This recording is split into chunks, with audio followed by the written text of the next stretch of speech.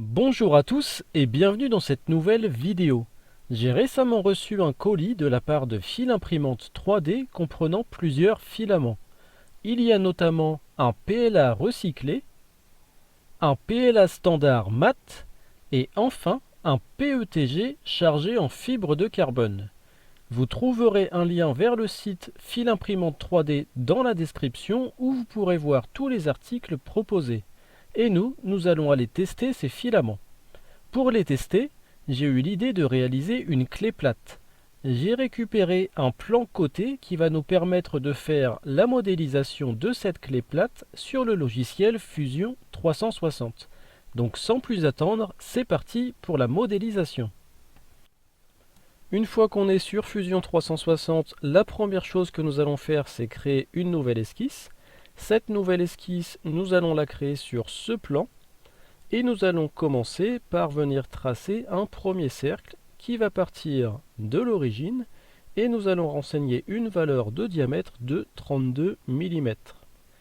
Ensuite, on va se décaler un peu et on va faire un second cercle aligné au premier et on va renseigner une valeur de diamètre de 29 mm. Une fois que les deux cercles sont placés, nous allons coter l'anthrax, donc entre les deux centres. Je renseigne une valeur de 110 mm et là on voit que le cercle de droite reste bleu, ça veut dire qu'il n'est pas totalement contraint. Donc d'ailleurs si j'essaye de le faire bouger, on voit qu'il peut bouger de cette façon. Donc pour résoudre ça, on va mettre une contrainte d'horizontalité entre les deux centres et maintenant on voit que le second cercle est noir, donc entièrement contraint. Ensuite, on va tracer un trait de cette façon. Ce trait, on va venir le positionner par rapport à l'origine et je renseigne une valeur de 11 divisé par 2 mm. Ensuite, on va réafficher l'origine. Ça va nous permettre de créer une symétrie miroir, donc en sélectionnant en objet ce trait et en axe de symétrie cet axe. Et je peux faire OK. Donc maintenant, on va pouvoir supprimer les parties dont on n'a pas besoin. Donc je prends l'outil ajuster et je viens cliquer ici pour supprimer les parties que je ne veux pas garder. Le fait de supprimer ces parties, ça va me permettre de créer des congés. Donc notamment ici, un congé d'un rayon de 47 mm. On va faire la même chose en bas, toujours avec un congé de 47 mm. Et de l'autre côté, on va rajouter un congé ici d'une valeur de 23 mm. Et enfin, en bas, ici, un congé avec un rayon de 23 mm. On voit que la partie basse de l'esquisse est bleue, donc on a perdu une contrainte. On va refaire une contrainte de symétrie entre ces deux traits par rapport à cet axe. Et on voit que maintenant, notre esquisse est totalement noire, donc totalement contrainte. On va pouvoir tracer la partie clé de 17, donc en plaçant un trait de cette façon, un second trait de cette façon, et ces deux traits, on va les relier par un arc. Donc je vais donc créer arc et arc avec point de centre. Je place un point de centre à peu près ici et je viens tracer mon arc de cette façon. Donc là par contre si on zoome un petit peu, on voit que ce n'est pas coïncident. Donc on rajoute une contrainte de coïncidence entre ces deux points. Et maintenant on va pouvoir positionner ces traits. Donc notamment on va mettre une cotation angulaire ici avec une valeur de 163 degrés. On a dit que c'était pour une clé de 17, donc hop, on va rajouter entre ces deux traits une valeur de 17 mm. On va pouvoir positionner par rapport à l'origine en mettant une cote de 17 divisé par 2. Ici, on dit que c'est un rayon de 13 mm. Et on va terminer de positionner de cette façon en mettant ici une cote de 6 mm et entre ce point et cet axe, une cote de 2 mm. Donc la partie clé de 17 est totalement noire, donc totalement contrainte. On peut passer à la partie clé de 13. Donc on va faire la même chose, c'est-à-dire tracer un trait de cette façon, un second trait parallèle au premier de cette façon. Ces deux traits, on va les relier par un arc. Donc par point de centre, je place le point de centre et je crée un arc de cette façon. Donc là aussi ce n'est pas coïncident, donc je vais rajouter ma contrainte de coïncidence entre ces deux points. Ensuite on va pouvoir passer à la cotation, donc je prends mon outil de cotation, je mets une cotation angulaire par rapport à cet axe. Donc comme précédemment ça va être une cote de 163 degrés. On a dit que c'était pour une clé de 13, donc entre ces deux traits je mets 13 mm. On positionne par rapport à l'origine en renseignant une cote de 13 divisé par 2. Ici c'est un rayon de 9 mm. Hop.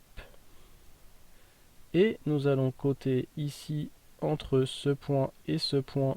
Je fais un clic droit, je choisis horizontal, je renseigne une valeur de 6 mm et je vais faire la même chose, donc entre ces deux points, clic droit, cette fois-ci je mets vertical et je renseigne une valeur de 2 mm.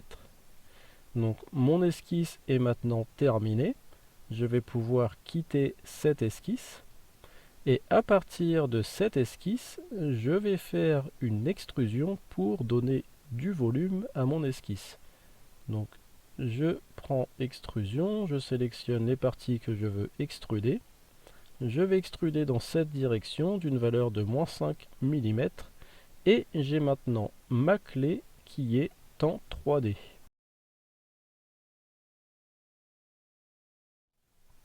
Donc maintenant pour imprimer cette pièce, je vais aller dans Fichier et Impression 3D. Je sélectionne le corps que je veux imprimer et je vais venir générer un STL ou un 3MF au choix. Donc moi mon fichier je vais l'appeler clé 1713, c'est un format STL et je fais enregistrer. Donc je vais créer une petite variante pour la partie carbone. Comme le PLA recyclé et le PETG carbone ont l'air d'être à peu près de la même couleur, donc je vais venir écrire carbone sur une des pièces. Donc je viens créer un texte ici dans cette zone. Je vais écrire carbone. Je fais OK. Je replace un petit peu le texte. Donc je le centre au mieux, je peux quitter cette esquisse. À partir de cette esquisse, je vais faire une extrusion. Je vais mettre 0,75 et je fais Entrée. Donc de la même façon que précédemment, je vais exporter ce fichier. Donc je vais dans Fichier et Impression 3D. Je sélectionne ce que je veux exporter et je fais OK. Donc je reprends le fichier. J'efface l'extension et je vais rajouter carbone. Et je peux faire enregistrer. Donc maintenant qu'on a les fichiers, c'est parti pour l'impression.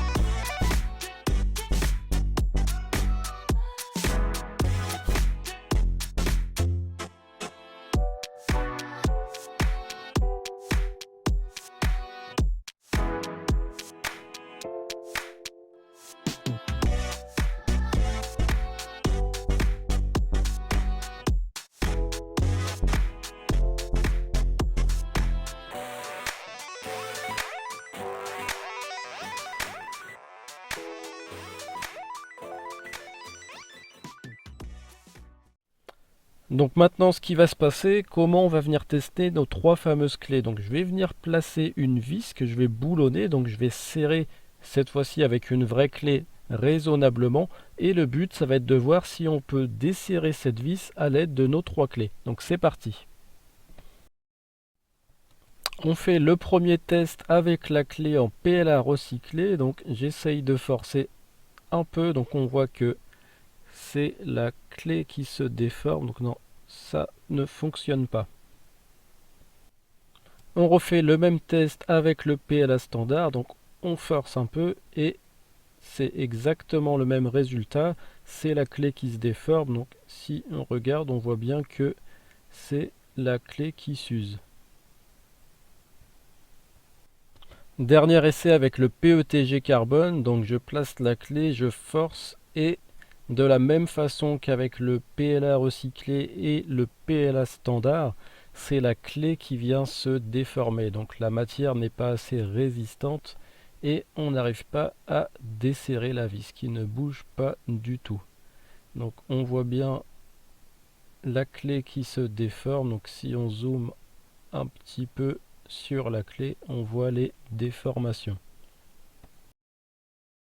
Si on regarde d'un peu plus près avec une meilleure luminosité, on voit que la clé s'est complètement matée. Donc c'est pas du tout la bonne matière pour ce genre d'application. Néanmoins, j'abandonne pas le PETG carbone, j'ai d'autres idées en tête de pièces que j'aimerais bien tester. Donc c'est un échec pour aujourd'hui, mais néanmoins je pense que c'était intéressant de faire le test. N'hésitez pas à me laisser vos impressions dans les commentaires pour me dire ce que vous en avez pensé.